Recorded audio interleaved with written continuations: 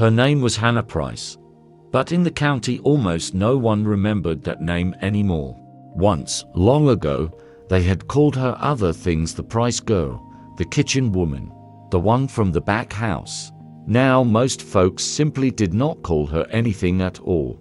She lived like a half-forgotten shadow at the edge of what had once been the Blackridge plantation, in a half-rotten shed that leaned away from the wind like an old man too tired to stand straight. To the world around her, the war had come and gone, new laws had been written, new papers signed, new owners come and gone, and somehow the land kept changing hands while she stayed where she was. She was 54 years old. Time had not been gentle with her. Deep lines fanned out from the corners of her eyes, etched there by years of smoke, squinting.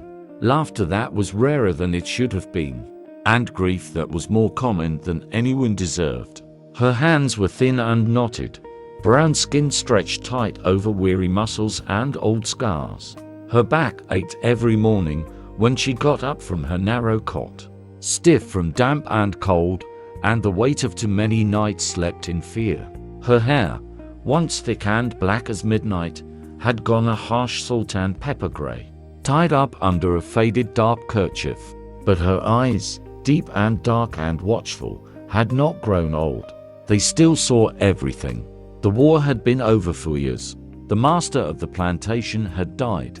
His sons and cousins scattered like chaff on the wind, chasing business and whiskey and the fading memory of a world where they could shout a command, and dozens of people would jump to obey. The grand house up the hill stood half empty now, its white columns streaked with weather and neglect. One wing had burned during some nameless skirmish. The scorch marks still smudged the bricks, like a bruise that never fully healed. The fields, where cotton had once gleamed in neat, cruel rows, lay overgrown with knee-high grass and stubborn weeds. Hannah had stayed, not because she loved the place. There was little here to love. The house was not hers. The land was not hers. The memories that clung to the trees and fences and porch railings were heavy with sweat and blood, and small humiliations. But the road away from this place was long and dangerous, and the world beyond it had never promised her anything but more hard work and more thin chances.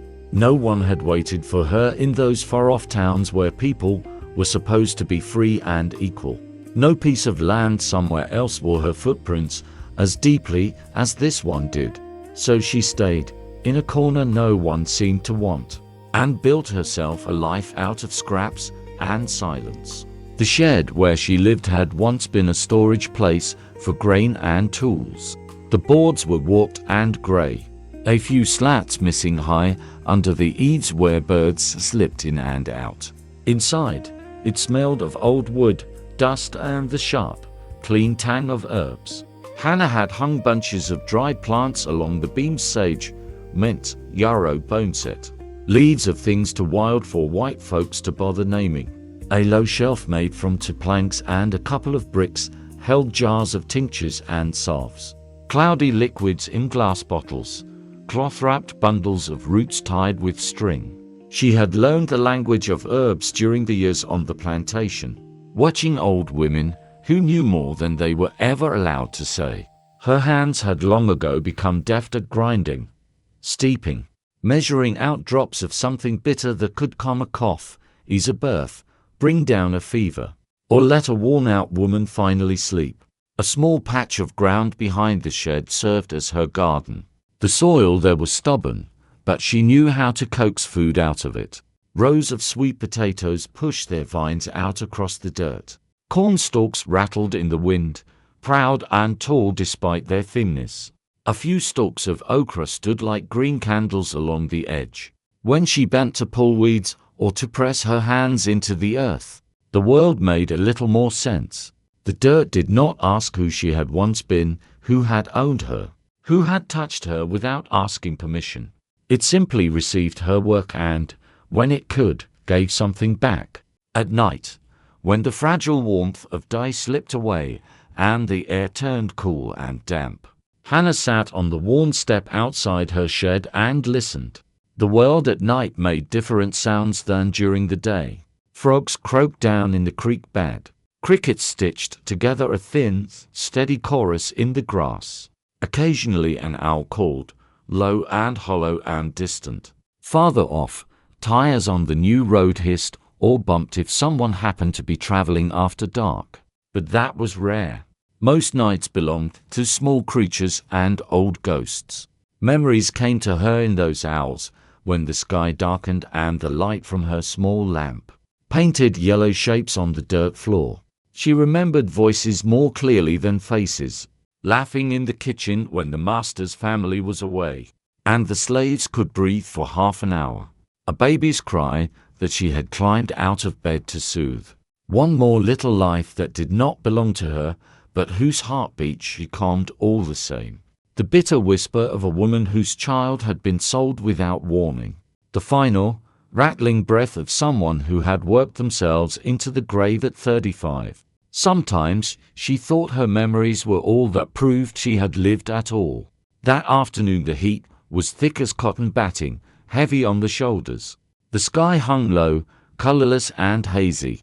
Hannah sat on her step with a small knife and a wrinkled root of ginger, scraping off the skin before slicing it into thin coins to dry. Sweat prickled along her neck. The air was so still it seemed nothing might move again until the sun fell. That was when she heard the hoofbeats. They came from far down the overgrown road, at first only a faint tremor in the stillness. As they grew louder, she could tell from the rhythm that the horse was being ridden hard. Not at the slow, weary walk of a farm animal, but the eager lope of a creature that loved to run and a rider who trusted it not to stumble. The sound rolled closer, then angled toward the abandoned house, toward the old fields and the decaying sheds. Hannah stiffened. Her first thought was simple and old. Danger. Men on horses had almost never brought her good news. She set the knife down, wiped her hands on her faded dress, and stood slowly, her back protesting with a hot, sharp throb. Her eyes narrowed as she watched the break in the trees where the road curved. The rider appeared a moment later, bursting into view at the edge of the field. He was young, that much was immediately clear. Tall and lean in the saddle, he rode with an ease that spoke of long practice. His shirt clung damp to his shoulders, sleeves rolled up to his elbows. Under the brim of a battered hat, a tumble of dark blonde hair caught the light. His skin was browned by the sun, not the deep brown of her own but darker than the pale men who stayed indoors. The horse beneath him was a big bay, chestnut brown with black mane and tail, lathered with sweat but still eager, ears flicking at every sound. He pulled up short when he saw her. The horse snorted, stamping once, as if annoyed at being stopped. For a heartbeat the scene seemed almost comical. The old woman on the step of the sagging shed, the young man frozen in the saddle, both of them staring at each other with equal surprise. "Oh," he said finally, breathless in the way of someone who had been riding fast. "I thought I didn't know anybody still lived out here." Hannah did not answer at once. She looked him over with a gaze that had measured masters, overseers, soldiers, preachers, and peddlers, weighing each without seeming to. His clothes were simple, but not poor. Sturdy trousers, a decent shirt, good boots.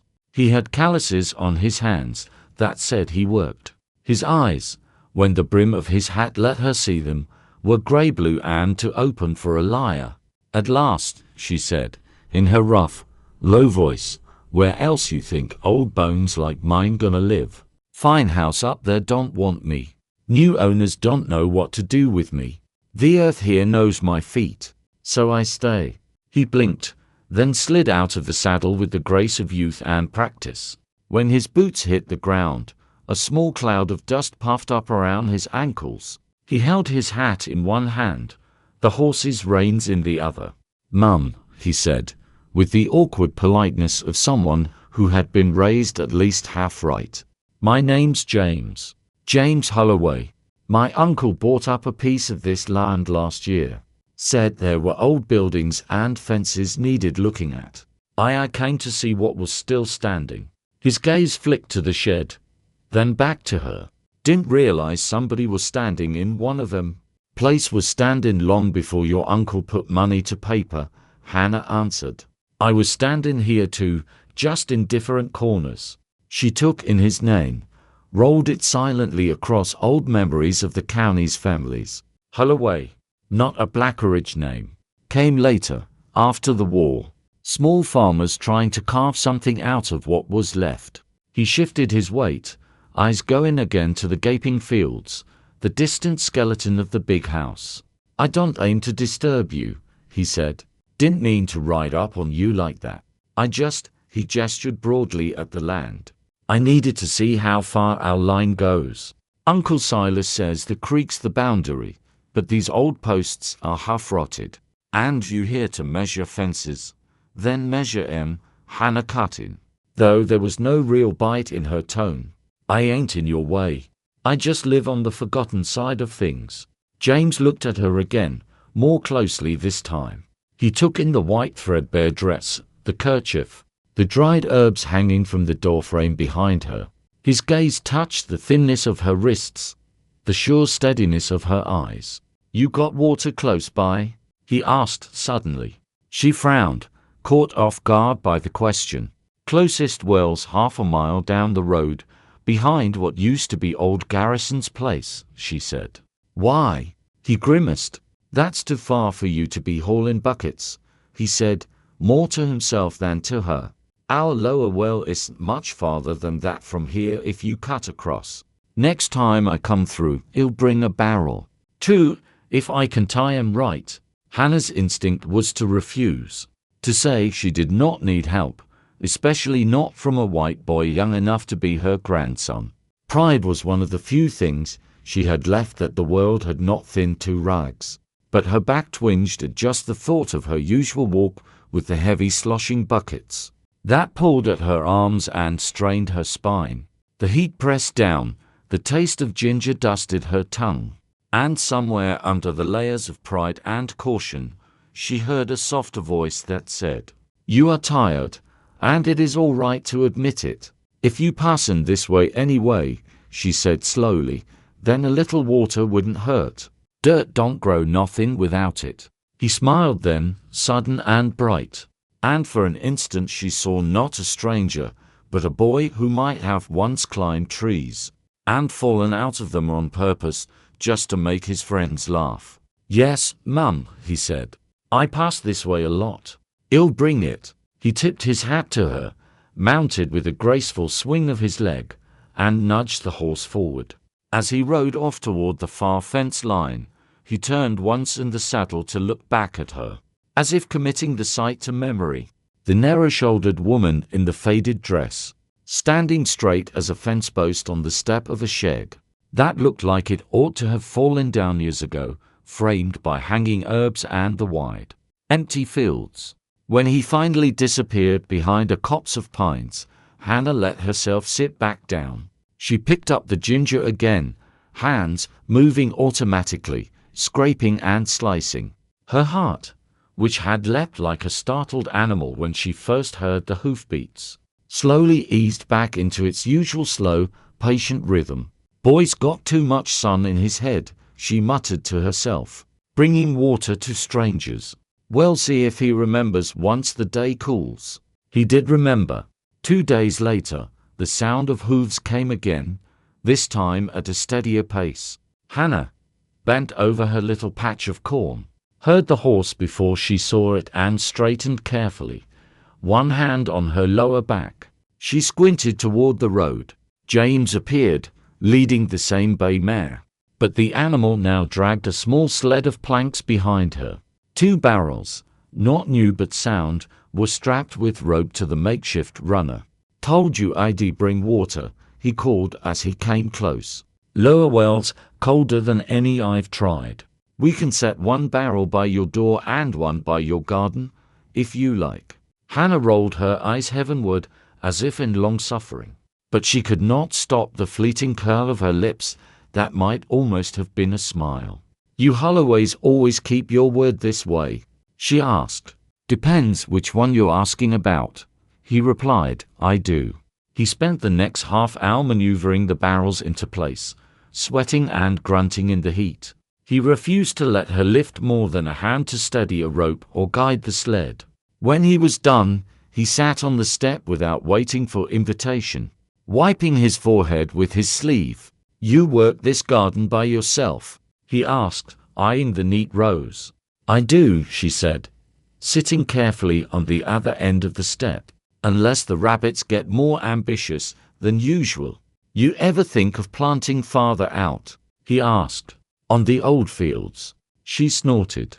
"You see my hands?" She held them up, thin and calloused.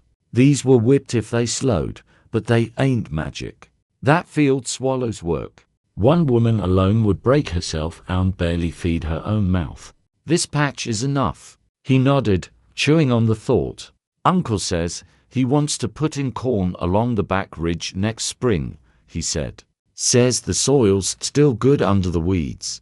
We'll see." They sat in a silence that was not quite comfortable, but not hostile either. The cicadas hummed their endless droning song. A hawk circled high overhead. "What was this place like before?" he asked suddenly. "When the Blackridges still lived here?" Hannah's gaze went toward the house that loomed in the distance, its white paint peeled and stained. "Big," she said, "busy, loud. Somebody always shouting, somebody always crying, somebody always laughing behind a hand so no one else could see.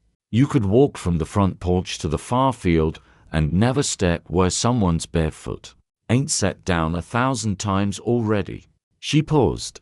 "Not quiet like now. Quiet like this it feels like after a storm. When you walk out and see trees broken, but the sky's suddenly clear. You can hear your own breath again, but you know something important's gone." He listened, shoulders slightly hunched, as if the shape of her words fell on them like rain. "Were you born here?" he asked. "On this land?" She shook her head. "No. They brought me along with 3 others when I was 9. I don't remember much of where I was before. Just a different smell to the dirt and a different shape to the trees. They renamed me here." Said Hannah sounded more Christian than what I had before. Her mouth twitched. "Names are easy to change when you don't own your own voice." James fell quiet. He looked at her hands again, at the scars crossing the back of them, at the single gold earring in her left ear, a thin, worn hoop dull with age. The only piece of adornment she owned. "Do you ever wish you'd left?" he asked. She considered the question. There had been moments, right after the war, when rumors had flowed through the quarters like smoke. Freedom, wages, land somewhere else. Others had left in groups, walking down the road with bundles tied in cloth. Children balanced on hips, hope riding ahead of them like a lantern. "I thought about it," she said. "My feet even carried me halfway to town once." She smiled without humor. "Then I met the town and realized it didn't know what to do with people like me either. The law said I was free. The way folks looked at me said something different. So I came back to where at least I knew the ghosts by name." "You could have gone north," he suggested, the word carrying in it that hazy, half-true promise of a better place that had drifted southward since the war. "North of my memory is just a direction, not a home," she said. "Besides, I'd spent my whole life being told where to go. When they finally stopped pointing, I didn't know where to point myself." She shrugged. "So I stayed put and grew roots like an old tree. Roots don't ask if the soil is perfect. They just dig in where they are." After that day, James came more often. Sometimes he brought water. Sometimes a sack of feed or a leftover heel of bread from his uncle's kitchen. Once he brought a cracked mirror that the women at church had thrown away, saying it was bad luck to keep broken things. He handed it to her, embarrassed. "I figured you might want to see yourself proper now and then," he muttered, "instead of guessing by feel." Hannah turned the mirror in her hand, watching the way it caught her own eye in one corner, the sky in another. The glass was chipped, but the reflection was clear enough. "Who says I want to see myself?" she asked, but her voice was softer. She found a nail in the shed wall and hung it there anyway, where a shaft of afternoon light could touch it. He asked questions about plants, about births, about fevers. She answered some and deflected others. He told her about his father, who had died in a logging accident when James was 10, crushed under a tree that had not fallen the way it ought to have. He spoke of his mother, who had lasted 2 winters afterward before an illness took her breath one night, and never gave it back. He described his uncle Silas, a man carved from wood and work and worry, who believed that the only possible redemption for a Holloway was to wring what he could from the land, pay his debts on time, and keep his head lower than his hat brim in town. Uncle says the war broke people's brains, James said once, tossing a pebble and watching it arc into the grass. Says they all want what they had before and don't want to see what's right in front of them. Black folks, white folks, everybody. Says if I listen to talk too much, I'll lose my mind. So better to listen to the weather and the soil. Your uncle ain't wrong about the talk, Hannah said. Words can drive a person crazy faster than hunger. But the soil holds memories too. You kneel in it long enough, it'll tell you stories without saying a word. Sometimes they argued. He would say something careless about how things were getting better now, and she would fix him with a stare so flat he swallowed his next sentence. Then she would tell him, in 3 quiet sentences, about a woman she knew who had walked 6 miles to town to sign a freedom paper, and come back to find her little sister gone, sold in the confusion before anyone could stop it. Better became a word he handled more carefully after that. Slowly, the distance between them shrank. The first weeks he would stand or sit a respectful stretch away, the invisible line between their worlds still sharp. Later, he found himself dropping down onto the same step, only a foot from her shoulder. He began to help patch the roof without being asked, his long arms stretching up to hammer new boards into place.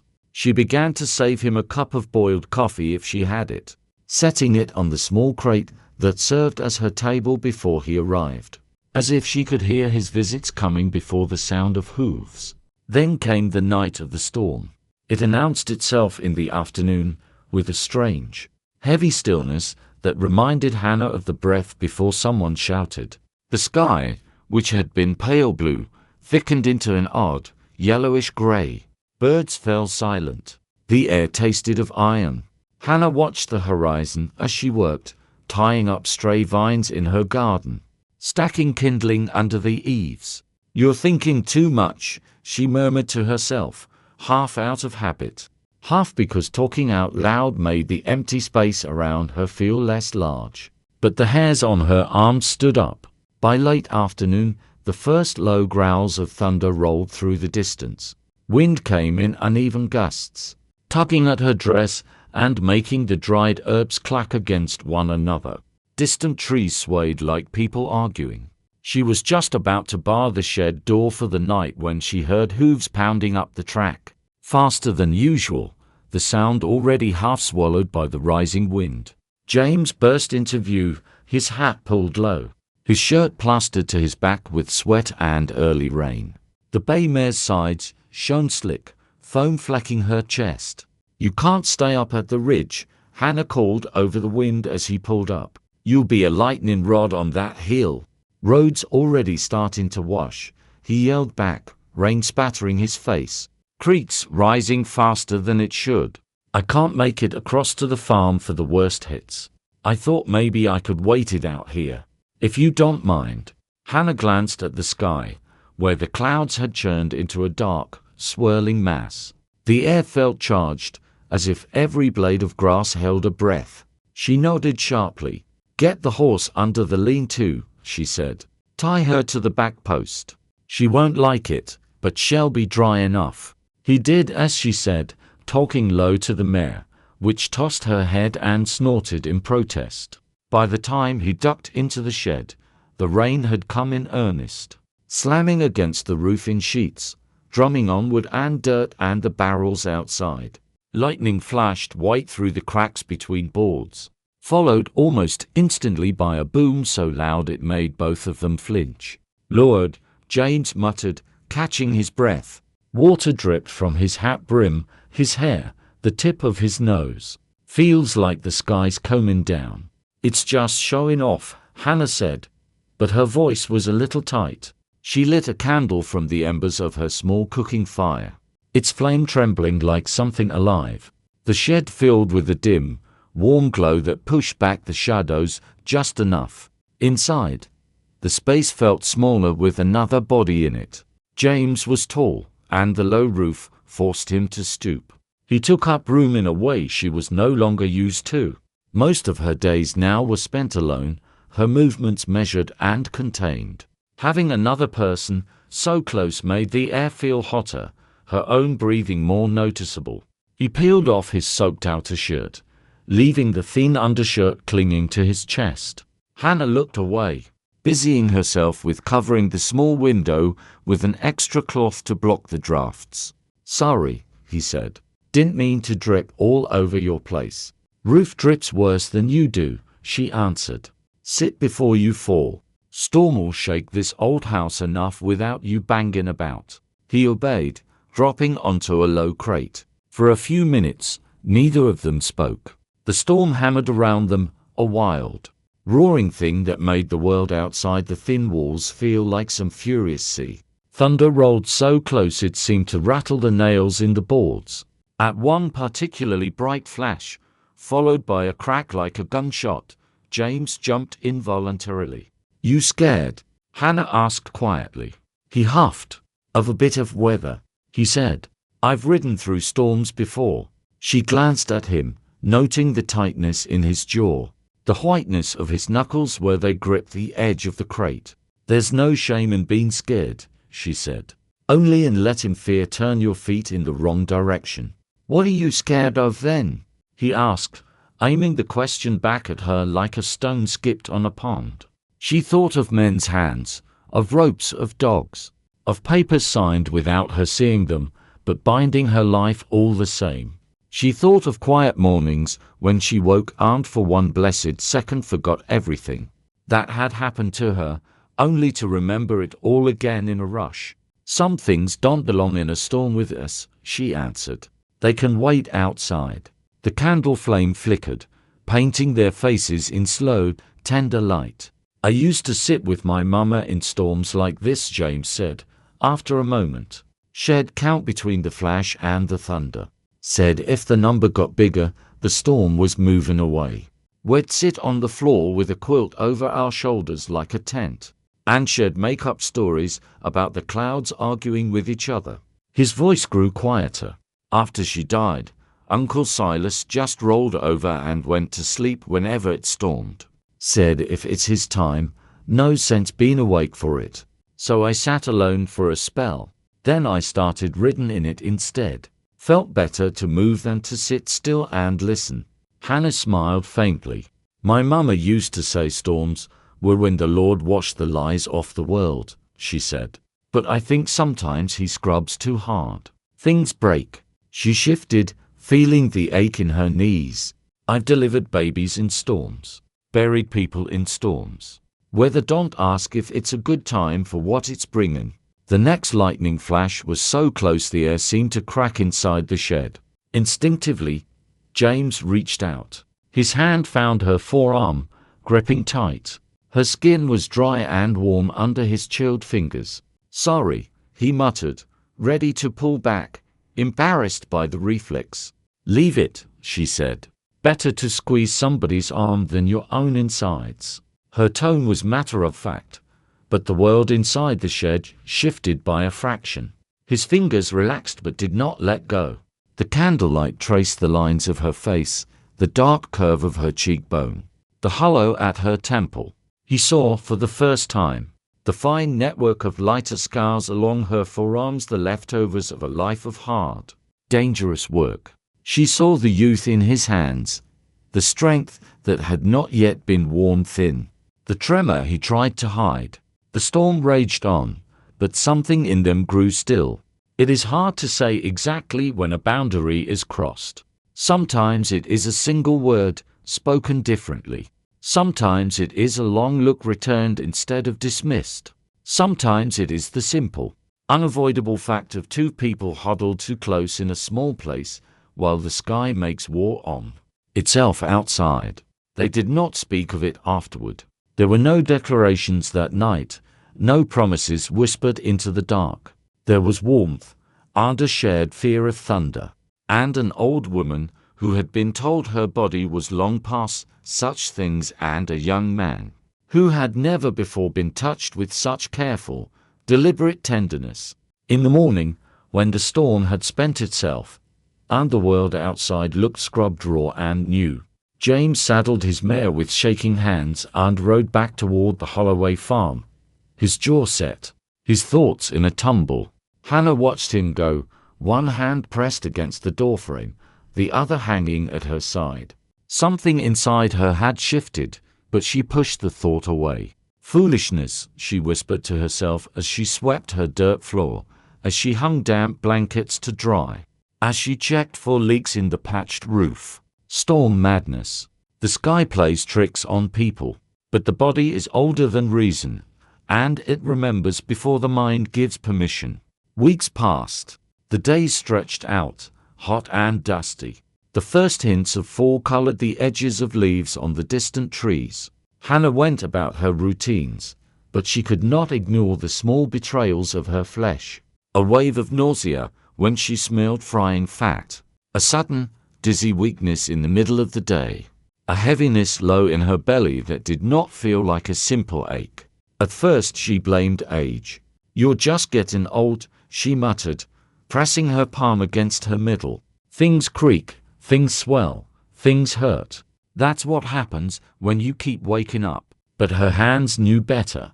They had rested on the bellies of many women in her time, had felt the difference between bloat and the quiet, insistent growth of new life. One morning she stood before the cracked mirror James had given her. The glass showed her face, sharp and lined, her collarbones like small shelves, the kerchief tied neatly around her hair. She lifted her dress slightly and looked at her belly. It was still small, but not as flat as it had been. When she pressed her fingers there, very gently, she felt not pain, but a strange, muted resistance, as if something inside had begun to claim space. She laughed then. It burst out of her in a short, disbelieving sound, half sob, half startled bark. "Lord," she said out loud to the empty room, "you do have a twisted sense of humor." At 54, after years of believing her moon had gone for good and that her womb was nothing but an empty room in an abandoned house, she was pregnant. Fear came first. For herself, for the child. She knew too many stories of women who had bled out on the bed, their bodies too tired to push a baby through. She knew the hard, small coffins that fit under one arm. She knew what age did to skin and bones, and the hidden organs no one ever talked about, except in whispers. Then came shame, wearing an old, familiar face. She imagined the way the town would react if they knew. The white boy and the black woman, old enough to be his mother, with a child between them. It would be obscene in their eyes, a violation of rules they clung to even as the world shifted under their feet. But beneath the fear and the shame, quieter but stubborn, hope stirred. It felt like a seed that had lain buried for years, waiting for some unexpected rain. It whispered of late chances, of new beginnings where none should logically exist. It whispered of the storm night and the way James had looked at her since, as if she were not a relic, but something present and solid. Days went by. The sickness in the morning grew sharper. The heaviness increased. There came a night when she lay awake, staring at the slats of the roof, feeling a flutter low inside that was not gas or cramp, but something else. Something like the brush of a fish against a line in water. Her breath caught. "You were really there," she whispered into the dark. "You're really there."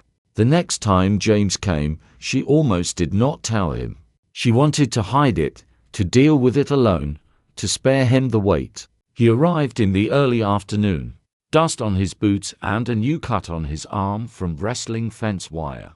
Uncle says if that old maple doesn't come down this year, it'll fall on its own and crush the barn, he announced, dropping onto the step. I told him maybe the tree's just stubborn, like him. He didn't think it was funny. Hannah stood in the doorway, one hand braced on the jamb. She studied his face. He looked tired, but there was a brightness in his eyes that had nothing to do with the sun. She realized that he took something from these visits to a breathing space, a place where he could be more than Silas Holloway's workhorse. "James," she said. Her voice sounded strange in her own ears, too thin. He looked up immediately. "What is it?" he asked. You look poorly. Are you sick? Do you have a fever?" He stood as if to cross the few steps between them and press his hand to her forehead. But she held up her palm to stop him. "Sit," she said. "If you stand over me right now, I won't get the words out." He obeyed, perching on the crate again, hat twisting in his fingers. "I'm listening," he said quietly. She drew a breath, then another. "I've been feeling strange," she said. "Sick in the mornings. Tired different than usual. Body remembering things it shouldn't be remembering at my age." He frowned in concern. "You need a doctor?" he asked. "We can fetch someone from town. Or I can boy," she cut in, an edge of familiar impatience easing into her voice by habit. "I was catching babies and treating fevers before you were so much as a notion in your daddy's mind. I know my own self." She swallowed. The words tasted heavy. "I'm with child." Silence fell between them like fresh snow, muffling all other sounds. For a moment James truly did not understand. The words registered one by one him with child, but they slid around each other in his mind, refusing to fit. When they finally fell into place, he felt as if the world had tilted. He stopped, swallowed, started again. "With child?" "Yes," she said. "Not with fever. Not with some passing sickness. With child." Her hand went unconsciously to her belly. "Yours." His first instinct was denial. Not because he doubted her, but because the idea was too large to accept in one piece. He stood abruptly, knocking his crate back a few inches. "This can't," he began, then caught himself. Hannah's eyes flashed, and he saw in them all the women who had ever been told their truths were inconvenient. "I ain't some foolish girl miscounting the days," she said, her voice low but fierce. "I know my own body, James Holloway. I know what night it happened. I know who was in this room when the sky was falling outside." She stared at him, waiting for the next wrong thing that might fall out of his mouth. He closed his eyes, took a breath, and let the first wild wave of panic roll over and past him. When he opened them again, they were calmer, though his hands still shook. "You're sure?" he said, not as a challenge, but as a man reaching for something solid. "Yes," she replied simply. Another beat of silence.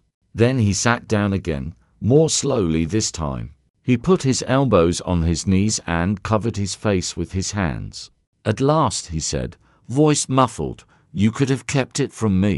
For a while, at least." "I thought about it," she admitted, "but that felt like turning you into the thing I've hated most in this life. A man who walks away without looking back. I wouldn't do that to you. I wouldn't do that to myself either. I've been a secret enough times already." She shook her head. "I ain't to skin you for nothing. Not money, not marriage, not sweet talk. I needed you to know. That's all."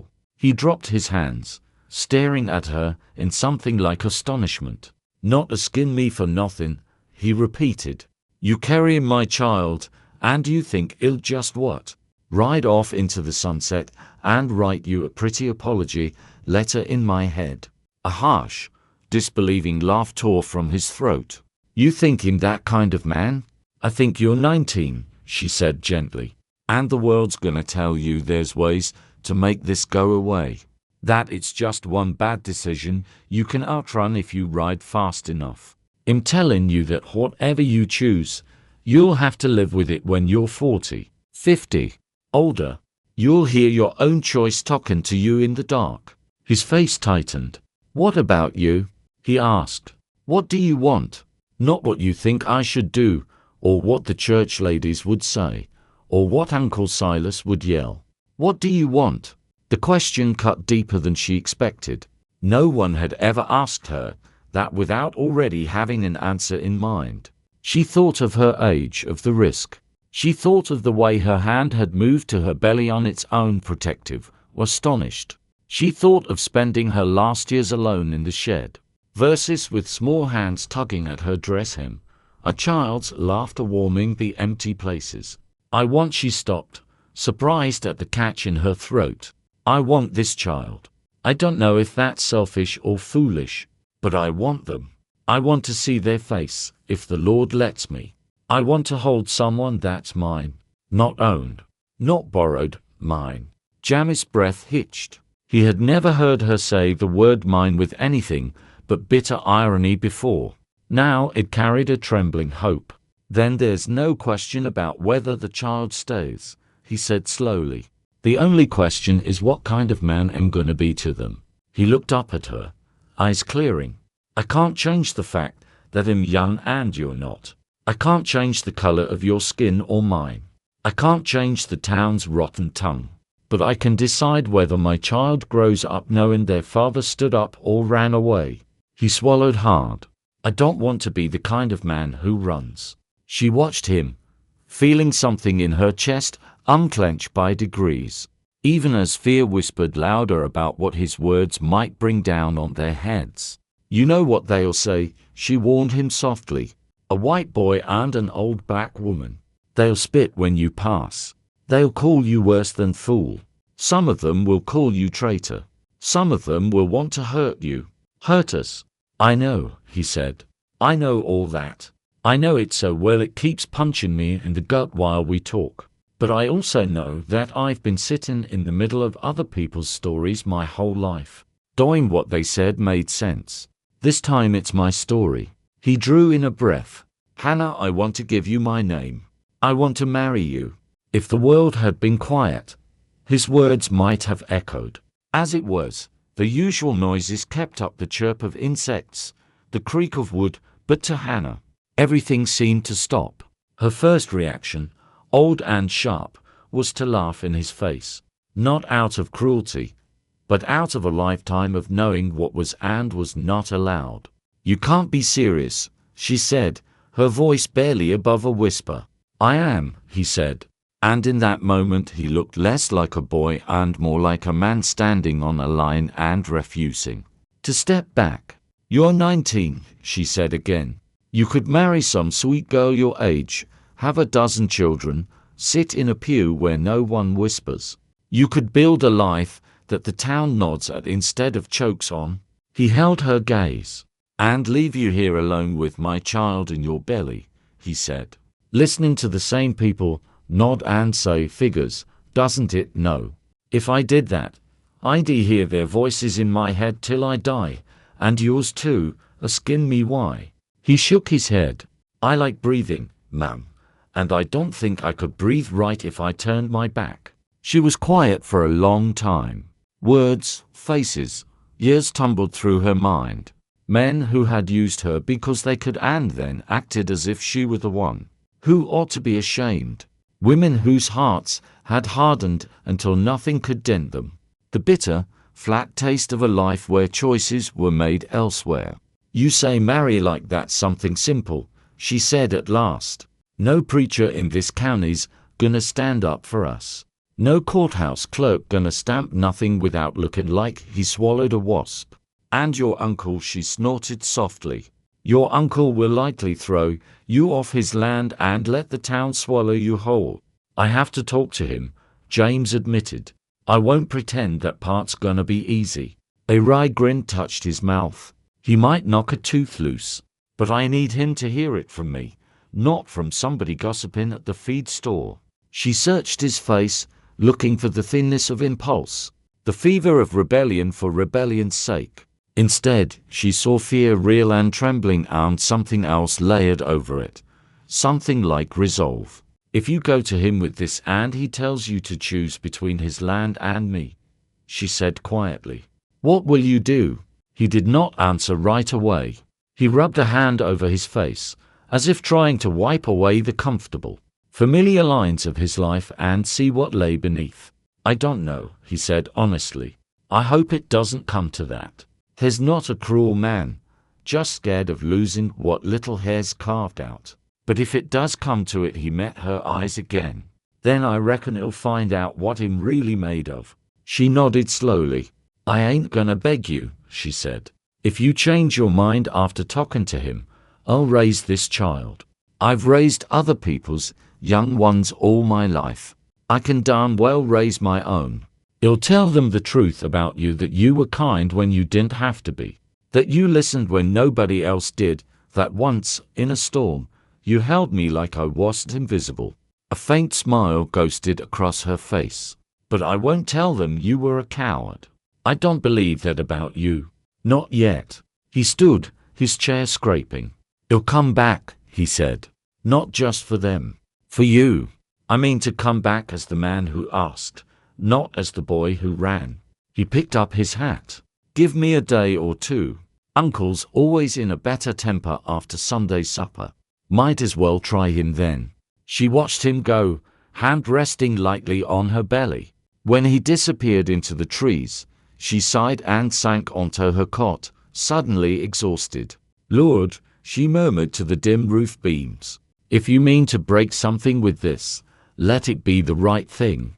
The conversation with Uncle Silas Holloway was as hard as James had feared, and a little worse. Silas was by the woodpile when James came riding in that evening, the sun lying low in the sky and turning the dust into gold.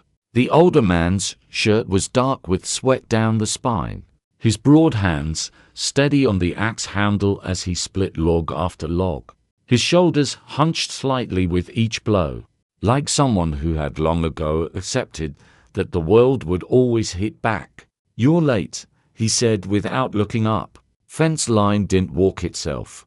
"I know," James said, sliding down from the saddle. "I had to stop on the far side. Something you need to hear." Silas finally lifted his gaze, squinting at him. "If this is about soft ground and crooked posts, it can wait till morning," he grunted. "We got stew on the stove and my bones hurt." "It's not about fences," James said. "It's about a person." He swallowed. "About Hannah Price." Silas' jaw tightened as soon as he heard the name. "That old woman in the shack," he said. "You've mentioned taking her water a time or two. I told you charity's fine if it don't interfere with your chores." "What about her?" James took a breath. His heart hammered so hard he could feel it in his fingertips. "She's pregnant," he said. Silas' brows shot up. "Pregnant," he repeated. "At her age. That's God playing jokes." Jamis' mouth was dry. "The child is mine," he said. The axe slipped from Silas' hand and thudded into the dirt. For a heartbeat the yard was frozen. Then the older man stepped forward, hand closing tightly around the front of Jamis' shirt. He shook him once, sharp enough to rattle his teeth. "Say that again," Silas hissed. "It's my child," James repeated, voice shaking but audible. "It happened the night of the thunderstorm. I got caught by the creek. Went to her place to wait it out. One thing led to another and..." Silas' fist connected with his cheek before he could finish. Pain exploded through Jamis' head. He staggered back, almost fell. Spots danced in his vision. The copper taste of blood spread across his tongue. "You little fool," Silas barked, face reddening. "You damned, stupid boy. Do you have any idea what you've done?" James pressed a hand to his jaw, blinking away tears of pain. "Yes," he said, jaw already swelling. "I've made a child with a woman I respect. And now I have to decide what kind of man I want to be about it." Silas stared at him, breathing hard. For a long moment anger wrestled with disbelief in his weathered face. "She's black," he said finally, low and rough. "She's old enough to be your mother. People around here barely got used to the idea that folks like her ain't property anymore. You think they're gonna swallow this? You think they'll just shrug and say, love is love? You ain't been listening if you do. I know exactly how they'll react, James said. They'll whisper. They'll laugh behind my back and spit in front of it. They'll shake their heads and call me every name they can think of. But that's about them, Uncle. This is about me. About Hannah. About the child. Silas' shoulders rose and fell, his chest heaving. What do you plan to do? He asked, every word heavy. Sneak off food and coins and pretend that's enough. Lie if anyone asks whose brat it is. Run away and play family somewhere nobody knows your name. Or you think you can just wake up and be somebody else tomorrow? James shook his head. I asked her to marry me, he said. I mean it. Silas' laugh was short and sharp. You think any preacher in this county will stand up in front of God and everybody and put your hands together?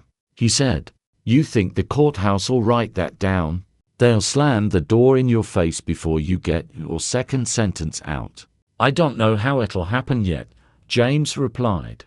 But I know I'm going to stand beside her, not behind her. I want to give my child my name, not leave them with questions I was too scared to answer. Silas turned away for a second, running a hand over his face. Some of the heat seemed to drain out of him, leaving something older behind, fear. When your daddy died, he said, staring at the horizon, your mama grabbed my arm and made me swear I'd look after you. She said, Silas, don't let him do anything that'll break him in half. There's enough broken men in this world already. I thought that meant keeping you away from cards and whiskey and foolish fights. He looked back at James. I never imagined I'd be trying to talk you out of marrying a woman 3 times your age, with the whole county waiting to tear you apart for it. James's throat burned. I loved Mama too, he said. I miss her every day. But if she is watching me from somewhere, I'd rather she sees me taking responsibility than running away. Silas snorted. You love that woman? He demanded. Hannah. James thought of her sitting on her step at sunrise, face turned toward the light. He thought of her hands, smelling of mint and earth. He thought of the way she said his name. Not like a child, not like a master, but like a person. Yes, he said, I do. Not the way boys in town talk when they brag. I love her like somebody who found me when I didn't know I was lost and told me the truth, when everyone else told me what was easy. Silas studied him, searching for maybe some hint of a joke, some sign this was just youthful rebellion. He found none. You understand that once you do this, there's no taking it back, he said. No pretending it was a phase. You marry her, stand beside her, put your hand on her belly in front of folks, and that's who you are from that day forward. The man who married Hannah Price. The man who crossed that line and never came back. I understand, James said quietly. That's what I want. I want to be that man. Silas sighed. A sound pulled up from somewhere deep. You're asking me for my blessing, he said. 'Cause I ain't sure I got one to give. I'm asking you not to stand in my way, James replied. To let me use the Holloway name to shield her some. People will still talk. But if they know I didn't crawl under a rock, some of them might think twice before throwing the first stone. Silas was silent for so long that James's pulse began to pound in his ears again. Finally, the older man stooped, picked up the axe, and buried its blade back in the chopping block with a dull thud. You're my blood, he said. I can't change that, and I wouldn't if I could. You're a fool, but you're my fool. He shook his head. You go ahead and do what you think is right. I won't run ahead of you shouting, and I won't walk behind you begging folks to understand. But I won't slam the door in your face if you come home bruised. He pointed a thick finger at James's chest. You hurt that woman on purpose, though, or that child. I'll forget your kin long enough to remind you what pain feels like. A choking laugh escaped James, half relief, half nerves. Fair enough, he said. Thank you. Don't thank me, Silas muttered. Thank whatever part of me's still soft in the head from the war. He squinted. "You tell her." "I will," James said. "Tonight, if she's still awake." "Then wash your face," Silas ordered gruffly. "You look like you lost a fight with a mule. No sense scaring the poor woman more than she already is." Under the pump, the cold water made James gasp. His cheek throbbed, livid, where Silas' fist had landed. The bruise would be ugly by morning, but for now it only served as proof that the conversation had been real. He saddled the mare again and headed back toward the old plantation.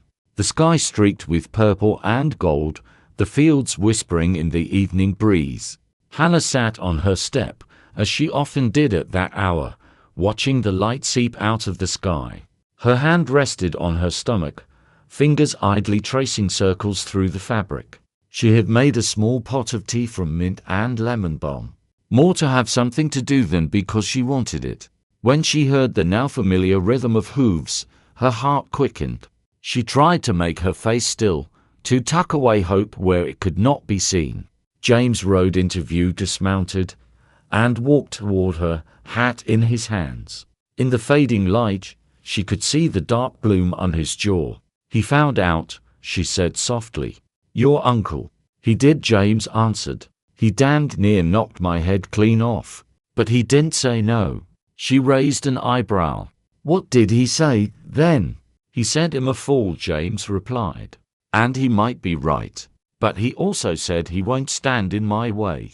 He knows this'll cost us. He's still gonna let me use the Holloway name like a shield." He took a breath. "If you want it." She looked at him steadily. "You're sure?" she said. "This ain't you ridden high on some idea of yourself as a hero. This is you knowing you'll wake up next to me when my back hurts and him snoring and the child's crying.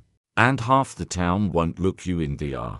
You're sure about that life?" He smiled, small and fierce. "I've never been more sure of anything," he said. "I don't want to be anyone else's hero. I just want to be your husband. That baby's father. A man I ain't ashamed to see in a mirror." Her eyes stung suddenly. She blinked hard. "There won't be no big dress," she warned him. "No flowers, no white cake, no crowd of people clapping and crying pretty tears. I don't need any of that," he said. "I just need someone to stand in front of us with a Bible and call it what it is. Promise and choice." She considered, then nodded once. "All right," she said. "Well, do it our way, then. Not hiding. Not sneaking. If the town's gonna talk, let them talk about something that actually happened." They found a preacher where Hannah had always found her scraps of respect. In the black church on the far edge of town, where people knelt on worn boards and sang like the roof might lift clean off when their voices rose together. Reverend Isaiah Carter was a thin man with deep grooves in his cheeks and hands that shook slightly. When he lifted them to pray, he had seen too much to be easily shocked. But when they stood before him, the tall white boy with his hat twisting in his rough fingers, and the dark-skinned woman with gray at her temples and straight shoulders, even he had to sit down for a moment and catch his breath. "You know what your skin needs, son," he said slowly, peering at James over his glasses. "You know he'll be the one they talk about too. The fool preacher who married you. The troublemaker who don't know when to leave the hornet's nest alone." "Yes, sir," James said. "I know. And I wouldn't ask if there was any other way. But there ain't. Courthouse won't write it down. White preachers won't touch it. I thought maybe if you're willing we could do it here, in front of whoever's brave enough to come." Reverend Carter turned his gaze to Hannah. "And you?" he asked gently. "You sure this is the road you want to walk? It's gonna be rocky. Might cost you some friends." She lifted her chin. "Friends that fall away 'cause I grab hold of something good at last weren't mine to start with," she said. "I've been alone a long time, Reverend. Alone and owned and invisible. This ain't just about a boy and a baby. It's about taking my own life in my hands for once." He nodded slowly. "You speak like someone who's wrestled with God in the dark more than once," he murmured. He was silent for a moment, then smiled, small but real. "All right. You come on Sunday afternoon, after the regular service. Well, do it quiet, but not hidden. He'll stand up there and call down every blessing I can find. If folks don't like it, they can take it up with the Almighty. He's older than I am and less easy to scare. Word traveled, as it always did, faster than any horse. By the time Sunday rolled around, half the county either knew or suspected what was about to happen. Some said it was a joke. Some said it was a sin. Some said it was a waste of a good white boy. A few said nothing at all. But their silence was not approval. It was the weary quiet of people waiting to see who would throw the first stone. The day dawned clear and cool, the first real breath of autumn in the air. Hannah, dressed in her best, a plain dark dress she had saved for funerals and rare trips to church, carefully washed and mended. She retied her kerchief, smoothing stray hairs. For the first time in years, she took the small, chipped comb she owned and ran it through the gray strands, making them as neat as she could. "You look like yourself," she told the woman in the cracked mirror. That was enough. James wore his cleanest shirt and the trousers with the least patches. Silas watched him button his cuffs. "You sure?" the older man asked one last time. "Sure enough to stand there, even if I'm the only one in front of that altar," James said. "If she changes her mind, he'll still be there. Might ask the Reverend to pray some sense into me." Silas snorted. "If she changes her mind, she's smarter than I thought," he said. But his eyes were softer than his words. He picked something up from the table and pressed it into James's hand. "This was your daddy's," he said. "He'd want you to have it today." It was a simple silver ring, slightly dented, polished by years of wear. James swallowed hard. "Thank you," he whispered. The little church at the edge of town was fuller than usual that afternoon. Some had come because they loved Hannah, black women who had worked alongside her in kitchens and fields, men who had seen her wrap bandages around their wounds without flinching. Some had come because they loved James, boys who had grown up with him, women who had watched him help his uncle at the market. Some had come because they loved a good scandal. Others sat at home, not ready to be seen in that room, but listening for news all the same. Reverend Carter stood at the front, Bible open. His voice had the steady rhythm of someone who had preached through wars and funerals and weddings. That should not have been blessed, but were anyway. "We are gathered here," he said, "in the sight of God and whoever else had the courage to walk through that door, to witness a thing most folks said couldn't happen. A promise between two of God's children who decided the law written in their hearts mattered more than the law written by scared men." He smiled, rough edges softening. "If that offends you, you might be in the wrong house. 'Cause the Jesus I know was always offending somebody by loathing the wrong people." There was a murmur, half nervous, half amused. Hannah stood at the front, feeling every gaze on her like hands on her skin. She kept her shoulders back. James stood beside her, fingers twitching nervously at his sides. When Reverend Carter told them to face each other and join hands, he reached out without hesitation. Hannah's hand slid into his. His skin was warm, his grip firm but careful. For a moment the rest of the room blurred. There was only the feel of his thumb brushing unconsciously across the back of her hand. The way his eyes held hers.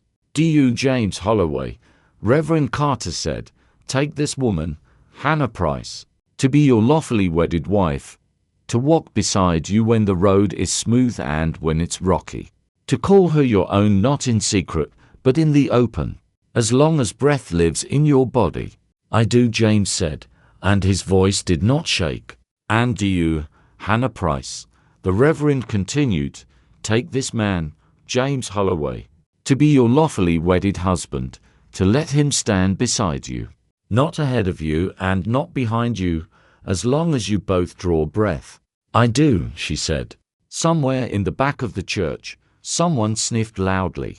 It might have been from disapproval or from tears, it was hard to tell.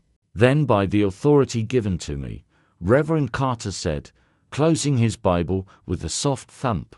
"And by a God who don't seem half as interested in our lines and colors as we are, I pronounce you husband and wife. What God has seen fit to join, I dare any man to try to tear apart.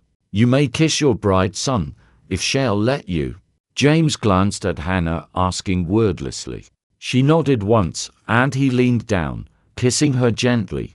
It was not the fiery, breathless kiss of storybooks. It was slower, reverent, full of all the words they had not spoken and all the days ahead they could not yet imagine.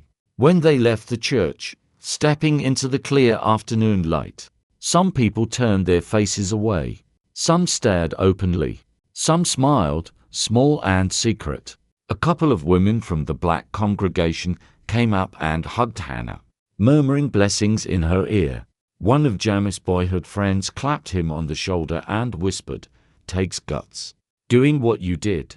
Don't let anybody tell you different." Silas stood by the fence, arms crossed. He did not move as they approached, but he did nod once. "Welcome to the family, Mrs. Holloway," he said gruffly. Hannah almost laughed at the sound of it. Mrs. Holloway. A name with weight. A name that tied her to something by choice, not by purchase. "Thank you," she replied. "I'll do my best not to shame it." "You won't be the one folks talk about if shame comes," Silas said. "It'll be this fool," and he jerked his head toward James, though his eyes held something like pride. As the months passed, the story of Hannah and James began to weave itself into the fabric of the town. Whether people liked it or not, some refused to speak of it at all, as if silence could make it untrue. Others spoke of nothing else. The general store became a theater of whispers. "Did you see them walking together past the mill? She's holding her back like she's gonna break in half. He looks at her like she hung the moon. She bewitched him, that's what. Used those old herbs, cast some kind of spell. Maybe he just loves her." You ever think of that? Among the black community, opinions varied too. Some thought Hannah had lost her mind, tying herself to a white man after all she'd suffered at the hands of his kind. Others admired the sheer audacity of it. A woman who had been treated as property most of her life now standing in full light, with a gold ring on her finger and a husband who did not hide. Pregnancy at 54 was not easy. Some days Hannah felt strong, her steps lightened by the knowledge of the life inside her. Other days it was as if someone had taken all the bones out of her body and replaced them with wet cloth. Her joints ached, her back screamed. The nausea came in waves that left her doubled over, gripping the edge of her crate with white-knuckled hands. James fussed over her, sometimes to the point of irritation. "I've carried heavier loads than this, Belly," she snapped at him once when he tried to take a bucket out of her hand. "Leave me something to do, boy, or I'll forget what my own legs are for." He blushed. "Just don't want anything to happen," he muttered. "Doctor in town says it's risky at your age." She raised an eyebrow. "Doctor in town ever carried a child at my age?" she asked. "Or at any age?" When he stammered a denial, she nodded. "Exactly. Men like to talk about women's bodies like they're barns. Measure 'em, weigh 'em, tell us when they'll fall down. But they don't know how it feels from the inside." She softened. "I'm not fool enough to think this is easy. But I've walked close to the cliff's edge before. I know how to place my feet." Still, in the dark, when James slept on a pallet near her cot and his breath rose and fell in steady rhythm, she lay awake, palm spread wide over her swelling belly, whispering bargains to whatever power might be listening. "Take my strength," she pleaded. "Take my last years if you must. But let this child live. Let them see a sunrise. Let them laugh at least once before the world shows its teeth." The closer she drew to her time, the more the town watched. Some did it with morbid curiosity, like people waiting to see if a high-wire walker would fall. Others watched with cautious hope, wondering if this unlikely union might carve a small, stubborn path through the underbrush of their old prejudices. The day labor began, it was cold. Winter had crept in quietly, frosting the edges of buckets, turning breath into small white ghosts. Hannah felt the first serious pains just before dawn, a deep, insistent tightening that made her grip the edge of her cot and breathe in sharp, controlled bursts. "It's time," she said calmly when James stirred awake, blinking in the dim light. He shot up, wide-eyed. "Now," he croaked. "No, next Thursday," she replied dryly, then flinched as another wave rolled through her. "Yes, now go. Fetch Mary Jenkins and Lottie Brown. Tell 'em to bring towels, hot water, whatever they got. And tell 'em to hurry, but not to break their necks. Child ain't gonna walk out on its own." He scrambled into his boots, nearly tripping over his own feet in his haste. Outside, the air slapped his face awake. He galloped toward the settlement where Mary and Lottie lived, 2 women who had as much experience catching babies as any doctor had with broken bones. By the time he returned with them, breath steaming, sweat frozen along his hairline despite the cold, Hannah was deep into the rhythm of labor. Owls blurred together. Pain became the world, big and bright and blinding. Hannah rode it like a wave, teeth clenched, hands gripping the rolled blanket Mary pressed into her palms. She cursed under her breath, in words James had never heard from her before, in languages he did not even recognize. At one point the pain peaked so sharply everything went white. She felt herself slipping, as if a strong tide were pulling her down and away. In that space between sensations, she saw faces. Her mother, long-dead children she had soothed, in the night friends lost to whips and illness and simple exhaustion. For a terrifying second, she thought, this is it. This is where I leave. Then Mary's voice cut through the fog, sharp and commanding. "Don't you go anywhere yet, Hannah Price," she barked. "You hear me? You bring that baby here first. You don't leave us one more empty-handed." Something in Hannah snapped back into place. She bore down with a strength she did not know she had left, roaring as if she were lifting the world. There was a rush, a burning, a feeling like something tearing and then sliding free. A moment later the raw, outraged cry of a newborn pierced the air, high and insistent and gloriously alive. For a beat everything was still. Then sound and sight came crashing back. Mary was laughing, a sound wet with tears. "It's a girl," she said, holding up the squirming, red-faced baby. "You got yourself a girl, Hannah. Strong lungs on her too." Lottie wrapped the child in a warm but clean blanket and laid her gently against Hannah's chest. For a moment, Hannah could only stare. The baby's skin was a warm, soft brown, her hair a dark fuzz. Her tiny fingers flexed, grasping at nothing. Her eyes were squeezed shut, but when they fluttered open for a second, Hannah thought she saw a hint of grey-blue. "Hello, little one," she whispered, voice hoarse. "Took your time, didn't you? Had to make sure you made an entrance worth remembering." James hovered in the doorway, face pale, hands twisting his hat to pieces. He had been banished from the room midway through, when his pacing and muttering had threatened to distract more than help. Now Mary jerked her chin at him. "Well, don't stand there like a scarecrow," she said. "Come see what you helped make, if you're brave enough." He stepped forward slowly, as if approaching something holy. When he saw his daughter, his breath left him in a rush. His face crumpled in a way that had nothing to do with the bruise still faint on his jaw. "Shiz," he swallowed hard. "She's perfect." Hannah smiled, exhausted and luminous. "Want to hold her?" she asked. He looked terrified. "What if I drop her?" he blurted. "She's so small." "Then you'll pick her up again," Hannah said. "We black women been picking up what white men dropped for a long time. You can learn too." He laughed, half sob, half joy, and carefully slid his hands under the baby's small body.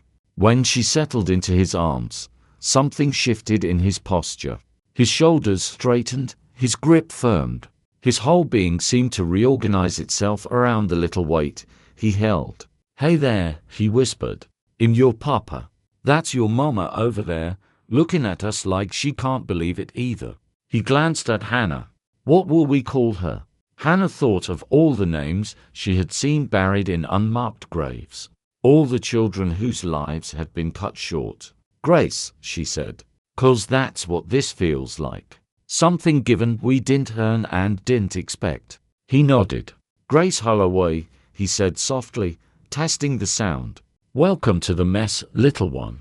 Word of Grace's birth spread just as quickly as word of the marriage had. Some people clucked their tongues and said it was a shame, bringing a child into such a complicated situation. Some said it was a miracle she had survived at all, and maybe that meant God's hand was in it.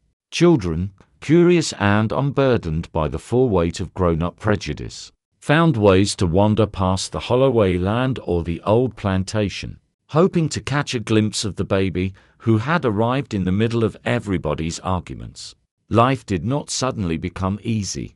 James and Hannah faced hard words, cold shoulders, and, once, a rock thrown through the tiny window of the shed, where they still lived more often than not. The rock landed near Grace's cradle, close enough to make Hannah's blood run cold. James stormed out into the night, fury burning the lining of his throat. But there was no one to be seen, only the whispering grass and the distant bark of a dog. "They're cowards," he spat when he came back in. "Of course they are," Hannah said quietly, checking Grace's little limbs for any sign of hurt. "People brave enough to claim their hate with their names don't bother with rocks and running. They stand in the daylight and shout. I'd rather deal with those. At least you can see him coming." Slowly, though, something else began to grow alongside the ugliness. Respect. It started the day a white farmer's wife showed up at their door, pale as flour, clutching a boy of about 6 whose arm hung at an odd angle. "Doc's out on a call," she stammered. They said you know how to fix things." She couldn't quite meet Hannah's eyes, the habits of a lifetime pulling her gaze away, but she had come nonetheless. Hannah examined the arm, fingers gentle but sure. "Bones cracked, not broken clean," she said. "He fell from something that didn't give too much under him. Fence, maybe." The boy sniffled, nodding. "I told him not to climb that old fence," his mother whispered, guilt and fear twisting her mouth. "Kids climb," Hannah said briskly. "If they didn't, the world would be quieter, but a whole lot more boring." She set the bone as best she could, wrapped the arm tightly, brewed a tea to ease the pain, and sent them home with strict instructions. "Take him to that doctor if he ever remembers how to answer his door," she added. "Tell him Hannah Price did the first work. That'll make him scowl enough to keep the flies away." After that, more people came. Black, white, poor, a little less poor. For fevers, for cuts, for babies that did not want to turn the right way. Every time Hannah saved a life or eased a pain, the story stretched a little farther. The woman in the old shed, the late-in-life baby, the white husband who stood guard outside the door of black homes, while his wife worked her quiet magic inside. Children grew up hearing pieces of it. They heard about the storm when James had been too stubborn to wait anywhere else. They heard about Reverend Carter's sermon. They heard about the way Silas Holloway had gone from grumbling disapproval to sitting on his porch, with Grace on his knee, teaching her how to whittle, his rough hands surprisingly gentle with the tiny knife in hers. By the time Grace was old enough to run through the fields on her own, her existence was no longer a shock. She was just Grace, the girl with the quick laugh and the fast feet. The girl who could climb trees like a squirrel and recite Bible verses faster than any other child. In Sunday school, some children's parents warned them to keep their distance. Most of the children ignored it, as children often do. They played together anyway, building forts in the ruins of the old house, daring each other to step on the cracked front porch where, rumor had it, ghosts still lingered. One day, years later, when Hannah's hair had gone almost completely white and her hands trembled a little, when she poured tea, Grace came home from town with questions, burning her tongue. "Ma," she said, dropping onto the crate beside her mother's chair. "Why do folks always look funny when they say our name?" "Holloway, I mean. They say it like it tastes strange." Hannah smiled, the lines on her face deepening. "Because we made it taste different," she answered. "Before your daddy and me stood up that day, Holloway meant one thing in folks' minds. Now it means that and something else besides. Minds don't like changing flavors. They choke a little on it first." Grace frowned. "Old Mrs. Turner at the store said once that your marriage was a scandal," she said. "She said it like she expected me to be ashamed." "What did you say?" Hannah asked, watching her daughter's face.